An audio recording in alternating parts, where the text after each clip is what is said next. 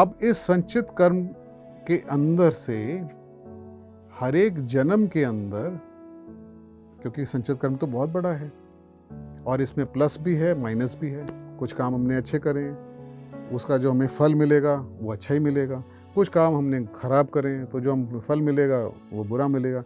कुछ काम हमने किसी के साथ में बहुत अच्छे करे हैं तो उसके साथ स्पेसिफिक कर्म बना।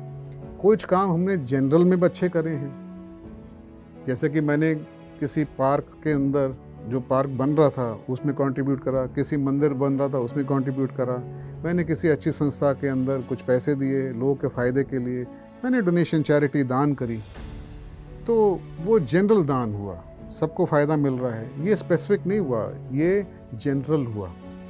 स्पेसिफिक तो हुआ जब मैंने किसी एक व्यक्ति को खास करके मदद करी। कोई व्यक्ति, जैसे कि मेरे घर में कोई नौकर है, अभी बच्चा है 14-15 साल का, मैंने उसको पढ़ाया, उसको मैंने स्कूलिंग करवाई, उसको एग्ज़ाम पास करवाए, उसकी नौकरी लगवाई और उसे उसको उसका घर बनवाने में उसकी मदद करी कि वो अलग से एक अपना इंडिपेंडेंट रह सकता है। तो ये मैंने उसके साथ में स्पेसिफिक एक टाई जोड़ा, एक कर्म बंधन बनाया। ये स्टोर हो रहा है संचित के अंदर। जब ये स्टोर होता है संचित के अंदर तो वो एक स्पेसिफिक व्यक्ति के साथ भी होता है, स्पेसिफिक कम्युनिटी के साथ में भी स्टोर होता है। तो हमें क्या समझना है, संचित के अंदर अच्छे बुरे दोनों कर्म हैं, स्पेसिफिक लोगों के साथ में भी और एक जनरल भी है।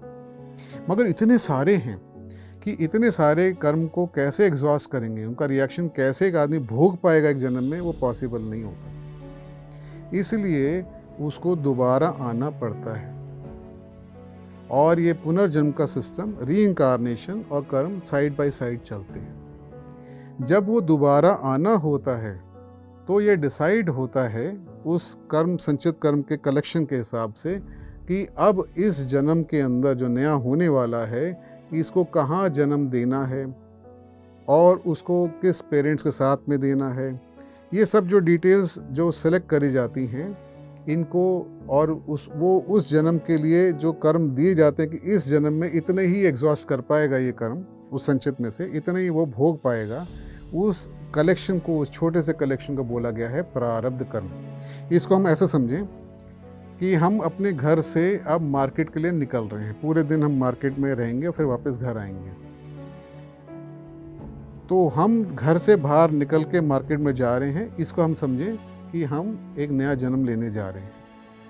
तो जब हम नए मार्केट में जाते हैं तो हम अपने सारे जो घर के अंदर पैसे अपनी जेब में तो लेके जाते नहीं, हम जिस काम के लिए जा रहे हैं उतने ही पैसे और जैसी ड्रेस हमने पहननी और जिस जगह पे जाना है उसके हिसाब से हम सब कुछ सर्कमस्टेंस जो हमारे उसके हिसाब से हम जाते हैं और वहाँ जाके हम जो भी हमें इंटरेक्शन करना होता है वो करते हैं और जो भी नफ़ा नुकसान जो भी ट्रेडिंग हमने करी वो करके जब हम घर वापस आते हैं तो हम वो लेके आते हैं जो भी हमें लेके आना था। ये एक जनरल एग्जांपल है। दूसरा एग्जांपल हम ले लें, बच्चे स्कूल जब जाते हैं तो उस दिन का होमवर्क करके जाते हैं, जो भी उनके पीरियड्स होते हैं उस हिसाब से वो क्लास अपनी बुक्स भी लेके जाते हैं और वो दिन में जो भी उनके साथ घटता है फिर वो वापस घर में आते हैं। तो वो ये हम कुछ सिलेक्शन लेके जाते हैं बेसिकली एक जन्म के अंदर, इसको बोला गया है प्रारब्ध कर्म।